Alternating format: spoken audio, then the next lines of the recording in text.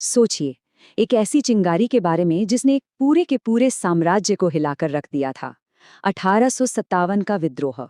ये सिर्फ एक बगावत नहीं थी, ये तो भारतीय इतिहास का वो पन्ना था जिसने हमेशा के लिए भारत की तकदीर ही बदल दी।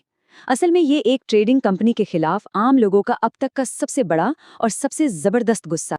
तो सवाल यही उठता है कि इतना बड़ा विद्रोह जिसमें सैनिक, किसान और यहाँ तक कि राजा महाराजा भी शामिल थे, आखिर सेल क्यों हो गया?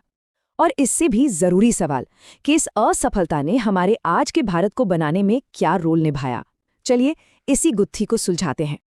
देखिए, ये विद्रोह कोई अचानक हुई घटना नहीं थी। ये तो पिछले 100 सालों से सुलग रही एक आग थी, एक ऐसा धीमा जहर जिसे अंग्रेजों ने धीरे धीरे भारतीय समाज की रगों में घोला था और अब वो बस फटने ही वाला था। ईस्ट इंडिया कंपनी की जो नीतियां थी ना, वो एक मकड़ी के जाले की तरह थी जिसने समाज के हर तबके को, हर कोने को जकड़ लिया था। राजाओं से उनकी गद्दी छीनी जा रही थी, किसानों से उनकी जमीन, और तो और सैनिकों से उनका सम्मान तक छीना जा रहा था।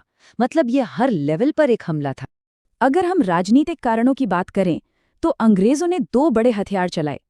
पहला था सहायक संधि, जो कि दोस्ती के नाम पर राज्यों को अपना गुलाम बनाने की एक चाल थी, और दूसरा था डॉक्ट्राइन ऑफ लैप्स या हड़प नीति।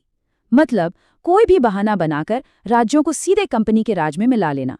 झांसी, सतारा, नागपुर, ऐसी न जाने कितनी रियासतें इसी धोखे का शिकार बनी।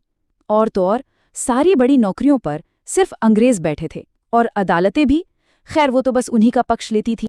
और आर्थिक हालात, वो तो और भी बुरे थे।